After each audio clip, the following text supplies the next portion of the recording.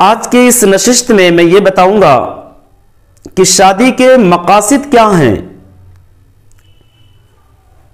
مذہب اسلام نے شادی کی طرف اس قدر رغبت کیوں دلائی؟ اللہ رب العالمین نے سورہ نور کے اندر ارشاد فرمایا وَأَنْكِحُوا الْأَيَامَ مِنْكُمْ، تم میں سے مرد اور عورت جو غیر شادی کے ہوں، جن کی شادی نہ ہوئی ہو، ان کی شادی کرا دو. اللہ کے نبی جناب محمد رسول اللہ صلی اللہ علیہ وسلم نے ارشاد فرمایا النکاح من سنتی فمن رغب عن سنتی فلیس منی، شادی یہ میرا طریقہ ہے، اور جو میرے طریقے سے انکار کرے گا، میرے طریقے سے جو بھی اعراض کرے گا،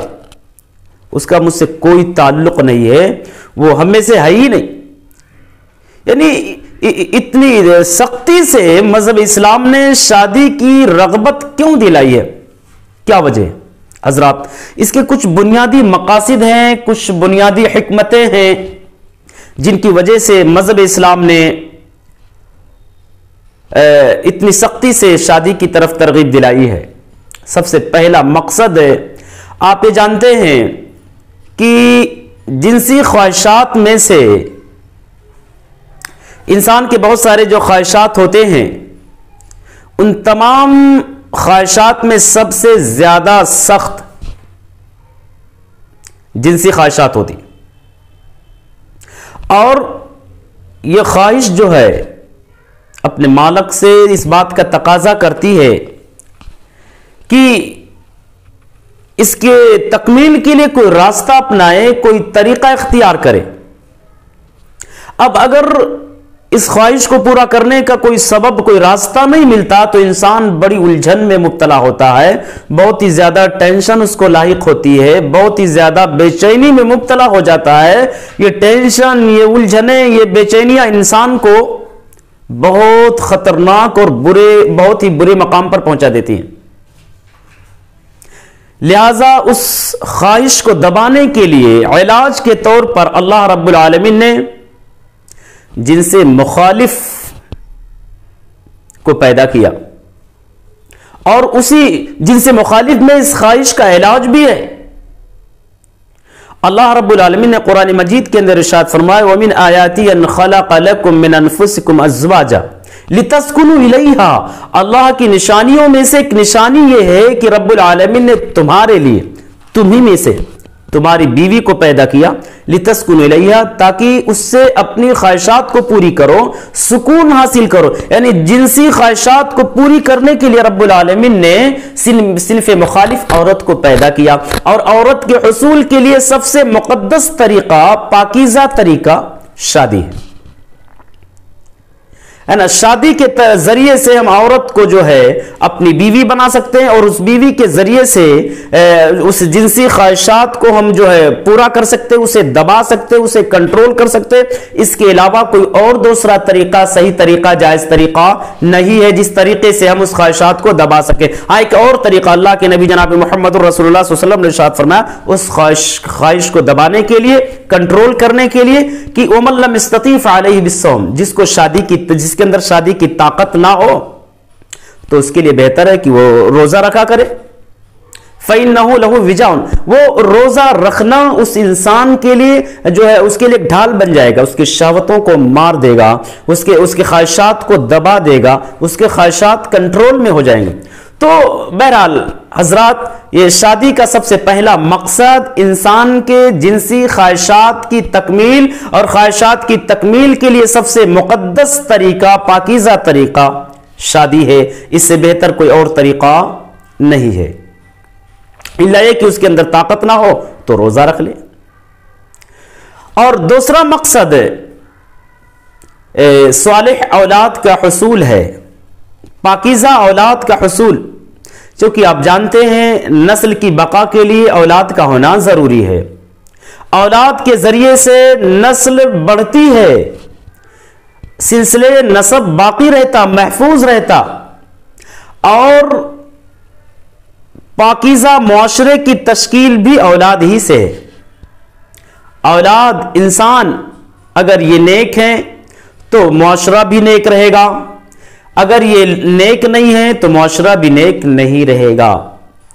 تو شادی ہی وہ مقدس طریقہ ہے، وہ مقدس ذریعہ ہے جس ذریعے سے ہم صالح اولاد کو حاصل کر سکتے ہیں، اپنی نسل کو بڑھا سکتے ہیں، اپنے سلسلے نسب کو باقی رکھ سکتے ہیں، دوسرا اور کوئی طریقہ نہیں ہے۔ اللہ رب العالمین نے قرآن مجید کے اندر ارشاد فرمایا وَاللَّهُ جَعَلَ لَكُم مِّنْ أَنفُسِكُمْ أَزْوَاجًا وَجَعَلَ لَكُم مِّنْ أَزْوَاجِكُمْ بَنِينَ وَحَفَدًا۔ رب العالمین نے ارشاد فرمایا کہ اللہ رب العالمین نے تمہارے لیے تمہیں میں سے تمہاری بیویوں کو پیدا کیا اور تمہارے بیویوں سے تمہارے بیٹوں کو اور تمہارے پوتوں کو پیدا کیا، گویا کہ سلسلے نسب کو باقی رکھا کس کے ذریعے سے؟ شادی کے ذریعے سے۔ تو شادی وہ مقدس طریقہ ہے جس طریقے سے ہم اپنے نسل کو بڑھا سکتے ہیں، اپنے سلسلے نسب کو محفوظ رکھ سکتے ہیں۔ تو ذرا دوسرا مقصد تاکہ ہم صالح اولاد حاصل کر سکیں اور معاشرے کو پاکیزہ اور مقدس بنا سکیں، صالح معاشرہ بنانے کے لیے رب العالمین نے شادی کی جو ہے مذہب اسلام نے شادی کی ترغیب دلائی۔ اور تیسرا جو مقصد ہے شادی کے پیچھے،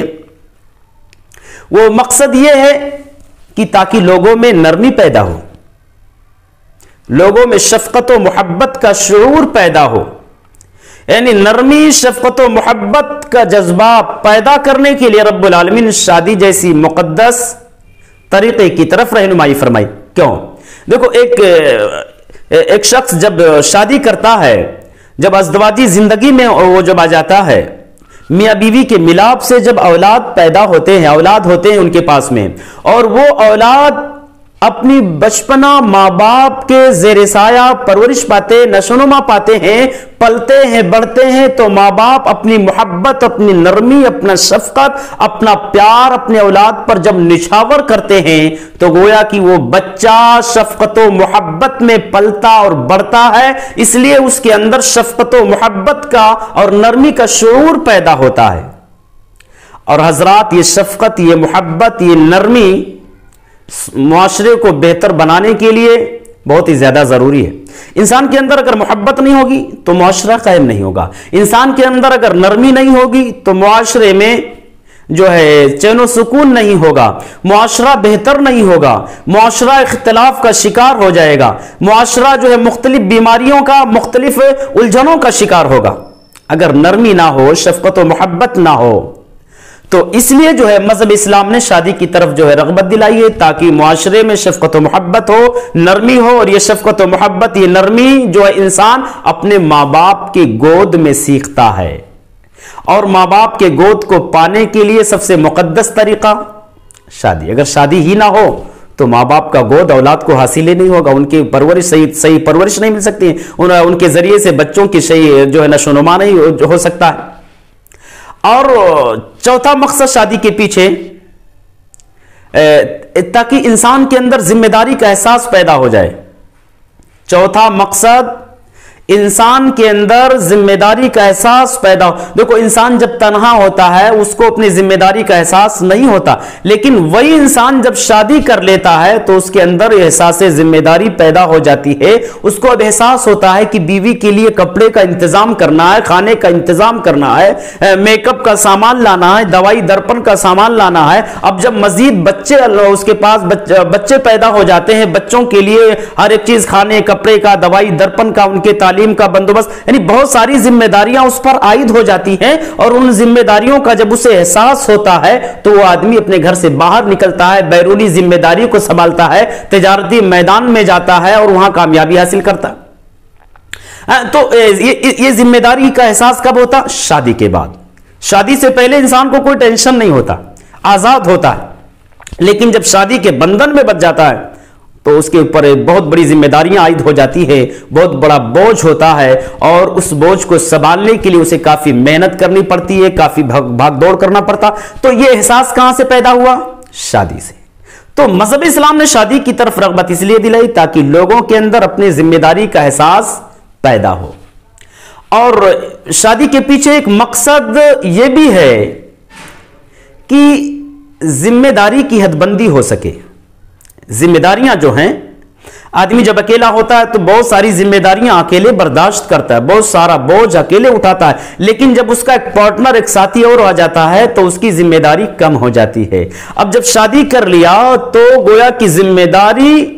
آدھا ہو گئی، یعنی اندرونی ذمہ داری عورت کے ذمہ آ گیا اور بیرونی ذمہ داری کا مالک شوہر ہو گیا، تجارت کا ذمہ دار وہ ہو گیا، باہر سے سودا مارکیٹنگ کرنے کا ذمہ دار شوہر ہو گیا، اور گھر میں بچوں کی تربیت کرنا، کھانا بنانا، گھر کو سنبھالنا یہ عورت کی ذمہ داری، چونکہ اللہ کے نبی جناب محمد رسول اللہ صلی اللہ علیہ وسلم نے ارشاد فرمایا کہ والرجل راع فی اہلہ وہو مسئول عن رعیتہ، کہ مرد جو ہے اپنی فیملی کا ذمہ دار ہے، اپنی بیوی کا، اپنے بچوں کا، اور اس سے اس کی ذمہ داری کے بارے میں پوچھا جائے گا، اپنے بیوی بچوں کے ساتھ کیسا سلوک کیا، کیا کما کر انہیں کھلاتا تھا کہ نہیں کھلاتا تھا، ان کے دوائی درپن کا انتظام کرتا تھا کہ نہیں کرتا تھا، ان کے علاج و معالجے کی غور فکر کرتا تھا کہ نہیں کرتا تھا، ان کے دین کے تعلق سے کوئی فکر رکھتا تھا کہ نہیں رکھتا۔ یہ ساری ذمہ داریاں جو ایک مرد کے اوپر عائد ہو جاتی ہے نا۔ تو بیرونی ذمہ دار مرد صاحب ظاہر ہوتا ہے، اور اندرونی ذمہ دار والمرأۃ راعیۃ فی بیت زوجہا، عورت اپنے شوہر کے گھر کی ذمہ دار ہوتی ہے، وہ مالکہ ہوتی ہے، گھر کے اندر بچوں کی تربیت ہے، بچوں کو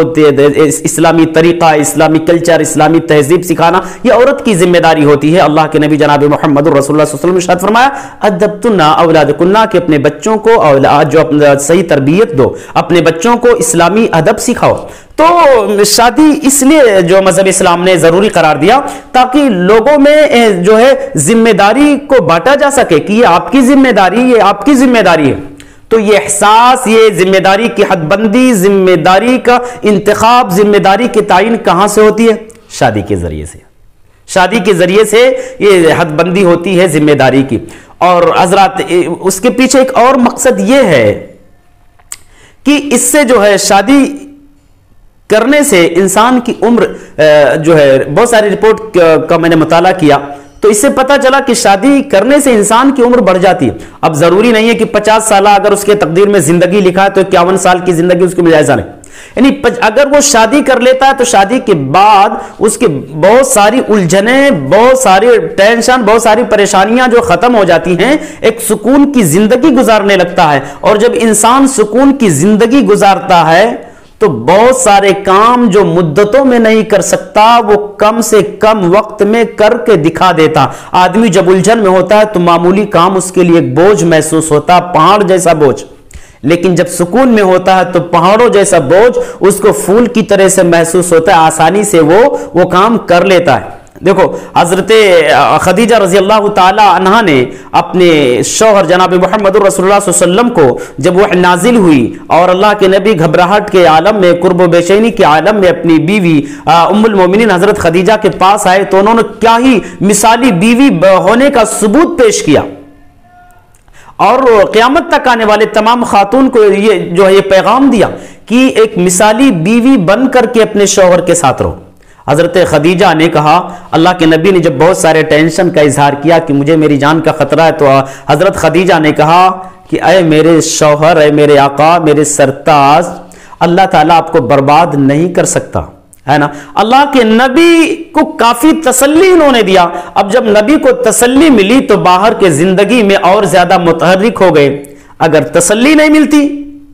تو اور زیادہ ان کو الجھن لائق ہوتا۔ تو سکون حاصل کرنے کے لیے اپنی بیوی کے پاس ہے، اور الحمدللہ رب العالمین نے جو بیوی کے اندر کشش رکھی، جو ذریعے سکون رکھا، جو اسباب پیدا کیے اللہ رب العالمین نے، اس اسباب کے ذریعے سے انسان کو سکون ملتا ہے۔ تو جب انسان کو سکون ملتا ہے تو بہت سارے کام آسانی سے کر لے جاتا ہے۔ اور جب آپ اس کے مقابلے میں ایک شادی شدہ انسان کے مقابلے میں غیر شادی شدہ انسان کا جب آپ جو ہے مقارنہ کریں گے تو آپ کو معلوم ہوگا کہ غیر شادی شدہ جو ہوتا ہے اس کی زندگی بڑی اجیرن ہوتی ہے، بہت ہی زیادہ اجیرن بن جاتی، بہت بے چینیاں اس کے پاس، بہت سارے ٹینشن ہوتے ہیں، اس کو پوری رات جاگنے میں گزر جاتی ہے، اس کو نیند نہیں آتی، دن میں سمجھ میں نہیں آتا کیا کرنا غیر شادی شدہ۔ اور شادی شدہ جو ہوتا ہے دن بھر محنت کیا، رات میں تھکا مادہ بیوی کے پاس آیا، بیوی نے تھوڑی خدمت کیا، وہ شوہر اس سے لذت حاصل کیا، سکون کی نیند آئی، آرام سے سویا اور فجر کے وقت اٹھ کر کے نماز ادا کیا۔ تو اس طرح سے جب انسان کو سکون ملتا ہے تو اس کی عمر میں اضافہ ہو جاتا ہے، یعنی بہت سارے کام جو مدتوں میں نہ کر پائے وہ کم سے کم وقت میں کر لے جاتا ہے۔ اور حضرات شادی کا ایک مقصد یہ بھی ہے کی شادی کے ذریعے سے شرمگاہ کی حفاظت ہوتی ہے، چونکہ اللہ رب العالمین نے کامیاب مومنوں کے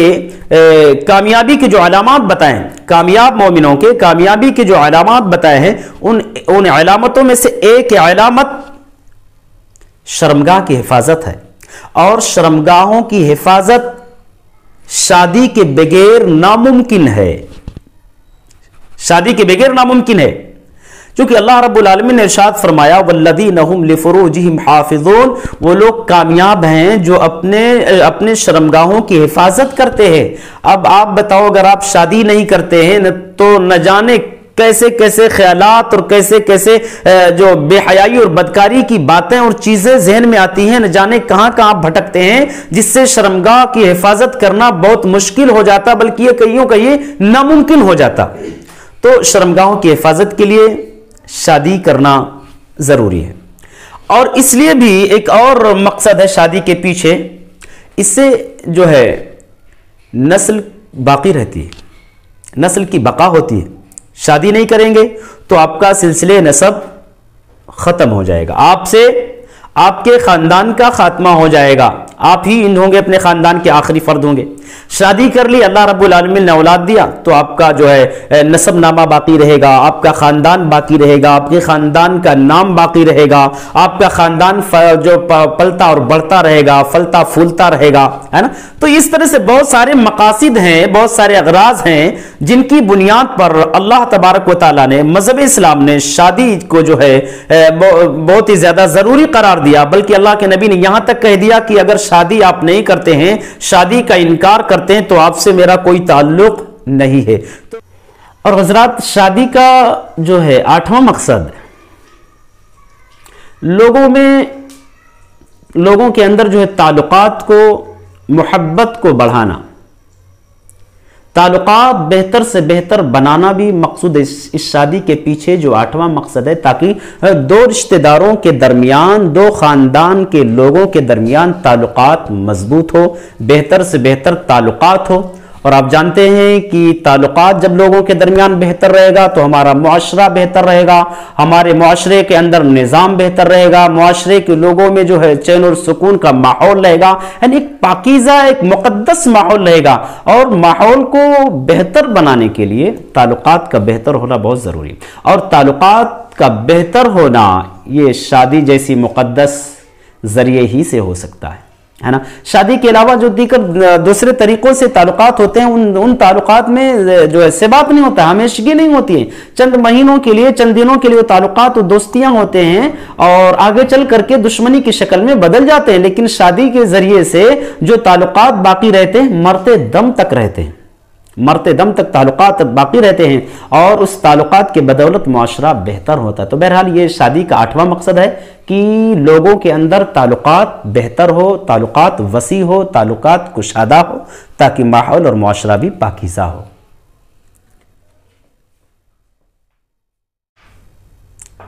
مذہب اسلام نے شادی کی جو رغبت دلائی ہے، اس کے پیچھے جو نوی حکمت اور نواں مقصد ہے، تاکہ اللہ رب العالمین شادی کے ذریعے سے اپنے بندوں کو اپنی نوازشات دے سکے، انعامات اپنے بندوں کو دے سکے، تاکہ بندوں کی فقر و فاقہ، بندوں کی تنگ دستی، بندوں کی غربت، پریشانیاں یہ دور ہو سکے۔ چونکہ اللہ تبارک و تعالیٰ نے قرآن مجید پارہ نمبر 18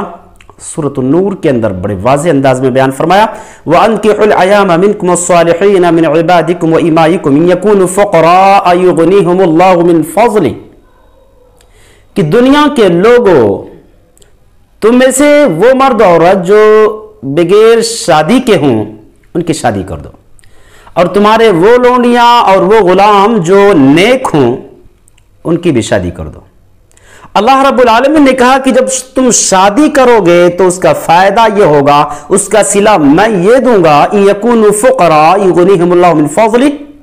کہ اگر وہ فقیر ہوں گے، غریب ہوں گے، نادار ہوں گے، محتاج ہوں گے، تو رب العالمین اپنے فضل سے انہیں غنی کر دے گا، انہیں بے نیاز کر دے گا، انہیں خوشیاں دے دے گا۔ یعنی نواں مقصد اللہ رب العالمین کی رحمت کی برخا برسائی جا سکے اس شادی کے ذریعے سے۔ اگر ہم شادی کرتے ہیں تو ہمارے گھروں میں، ہمارے زندگی میں، ہماری فیملی میں رب العالمین کی رحمت کی برخا برستی ہے۔ اور 10واں مقصد، تاکہ گزشتہ تمام نبیوں کے سنت کو زندہ کیا جا سکے شادی کے ذریعے سے، تمام نبیوں کے سنت پر عمل کیا جا سکے، چونکہ شادی یہ تمام نبیوں کی سنت ہے، قرآن شاہد ہے۔ اللہ رب العالمین نے ارشاد فرمایا وَلَقَدْ أَرْسَلْنَا رُسُلًا مِّن قَبْلِكَ وَجَعَلْنَا لَهُمْ أَزْوَاجًا وَذُرِّيَّةً، اے پیغمبر ہم نے آپ سے پہلے جتنے بھی نبی، جتنے بھی رسول بھیجے ہیں، ہم نے ان کو بیوی بچوں والا، ذریت والا بنایا ہے۔ یہ آیت کریمہ اس بات پر دلالت کرتی ہے کہ جتنے بھی انبیاء اس دنیا کے اندر بھیجے گئے، تمام نبیوں نے شادی کی ہے، اور یہ شادی تمام نبیوں کا طریقہ ہے، تمام نبیوں کی سنت ہے۔ اللہ کے نبی نے برجستہ کہا کہ کائنات کے لوگوں، النکاح من سنتی، شادی یہ میرا طریقہ ہے، میری سنت ہے، اور جو میری سنت سے، میرے طریقے سے اعراض کرے گا، منہ موڑے گا، انکار کرے گا، فلیس منی، وہ ہم میں سے نہیں ہے۔ تو حضرات، جو شادی کا 10واں جو مقصد ہے، تاکہ گزشتہ تمام نبیوں کی سنتوں پر عمل کیا جا سکے شادی کے ذریعے سے، اس لیے مذہب اسلام نے شادی کی طرف رغبت دلائی۔ اور جو ہے 11واں جو مقصد ہے اس شادی کے پیچھے، مذہب اسلام نے اس لیے جو ہے شادی کی طرف رغبت دلائی تاکہ ہمارا اور آپ کا جو دین ہے یہ مکمل ہو سکے۔ اللہ کے نبی جناب محمد رسول اللہ صلی اللہ علیہ وسلم نے ارشاد فرمایا کہ اذا تزوج العبد فقد استکمل نصف الدین، کہ جب بندہ شادی کر لیتا ہے تو اس کا آدھا دین مکمل ہو جاتا ہے۔ فلیتق اللہ فی النصف الباقی، تو دنیا کے لوگوں اپنے سادے دین میں اللہ تعالیٰ سے ڈرتے رہو۔ اللہ کے نبی کی یہ حدیث اس بات پر دلالت کرتی ہے کہ شادی تکمیل دین کا ایک ذریعہ ہے۔ شادی اس لیے رب العالمین نے کرنے کے لیے کہا تاکہ ہمارا اور آپ کا ایمان مکمل ہو سکے، دین مکمل ہو سکے۔ دین مکمل کرنے کے لیے پتہ چلا شادی اگر نہیں کرتے ہیں تو دین نامکمل ہے، تو دین مکمل کرنے کے لیے شادی کرنے کی تعلیم دی گئی ہے، شادی کی طرف رغبت دلائی گئی ہے۔ یہ 11واں مقصد ہے۔ اور 12واں جو مقصد ہے شادی کا، اس لیے رغبت دلائی شادی کی طرف مذہب اسلام نے تاکہ اللہ رب العالمین کی مدد ہمیں مل سکے۔ شادی وہ مقدس طریقہ، وہ مقدس ذرائع میں سے ہے، مقدس اور پاکیزہ اسباب میں سے ہے کہ جب ہم شادی کر لیتے ہیں تو رب العالمین کے مدد کے مستحق بن جاتے ہیں۔ میں نہیں کہتا ہوں، اللہ کے نبی جناب محمد رسول اللہ صلی اللہ علیہ وسلم نے ارشاد فرمایا کہ ثلاثۃ حق علی اللہ عونہم، کہ اللہ کے بندوں میں سے 3 بندے ایسے ہیں جن کی مدد کرنا اللہ پر حق ہے۔ گویا کہ اللہ اپنے اوپر واجب کر لیتا ہے کہ میں اپنے 3 بندوں کی، 3 قسم کے بندوں کی، 3 طرح کے بندوں کی میں مدد کروں گا۔ ان 3 میں سے ایک بندہ ہے المکاتب الذی یرید الادا، وہ مکاتب، وہ غلام جو اپنے مالک سے لکھا پڑھی کرتا ہے اس شرط کے ساتھ کہ میرے آقا میں تمہیں اتنی رقم دے دوں گا، مجھے آزاد کر دو۔ ہاں، جو وہ رقم کی ادائیگی کی جو شرط لگاتا ہے، اسی لکھا پڑھی کو ہے نا، اسی کو مکاتب کہتے ہیں۔ وہ غلام جو لکھا پڑھی کرتا ہے کہ میں اتنی رقم دے دوں گا، مجھے آزاد کر دو، اور ادا کرنے کی نیت خالص ہوتی ہے، اللہ تعالیٰ اس غلام کی مدد کرتا ہے۔ سچے نیت کے ساتھ جو ہے لکھا پڑھی کرتا ہے، نیت میں کوئی کھوٹ نہیں ہوتا، اللہ کہتا ہے میں اپنے اس بندے کی مدد ضرور بھی ضرور کروں گا۔ اور دوسرا بندہ وَالنَّاكِحُ الَّذِي يُرِيدُ الْعَفَافِ، دوسرا وہ بندہ جو برائیوں سے بچنے کے لیے، فحشکاریوں سے بچنے کے لیے، زنا سے بچنے کے لیے، بے حیائی سے بچنے کے لیے، اپنے دامن کو داغدار بنانے سے بچنے کے لیے، بے داغ بنانے کے لیے شادی کرتا ہے، اپنے دامن کو پاکیزہ بنانے کے لیے شادی کرتا ہے نا۔ تو اللہ تبارک و تعالیٰ کہتا ہے کہ میں اپنے اس بندے کی ضرور بھی ضرور مدد کروں گا۔ والمجاہد فی سبیل اللہ، اور مجاہد تیسرا بندہ اللہ کے راستے میں جہاد کرنے والا. تو پتہ چلا شادی کی رغبت مذہب اسلام نے اس لیے دلائی ہے تاکہ ہم اور آپ اللہ رب العالمین کے مدد کے مستحق ہو سکے. تو غالباً یہ اس طرح سے اور سارے مقاصد ہے، لیکن یہ 12 مقاصد کا میں نے تذکرہ کیا کہ جن مقاصد کی وجہ سے جو ہے مذہب اسلام نے ہمیں اور آپ کو شادی کی رغبت دلائی ہے. بہرحال ہم اللہ تعالیٰ سے دعا کرتے ہیں کہ بار الہ ہم تمام مسلمانوں کو ان تمام مقاصد کو مد نظر رکھتے ہوئے شرعی حدود کے دائرے میں رہ کر کے شادی کو سادگی کے ساتھ انجام دینے کی توفیق عنایت فرمائے. آمین. السلام علیکم ورحمۃ اللہ وبرکاتہ.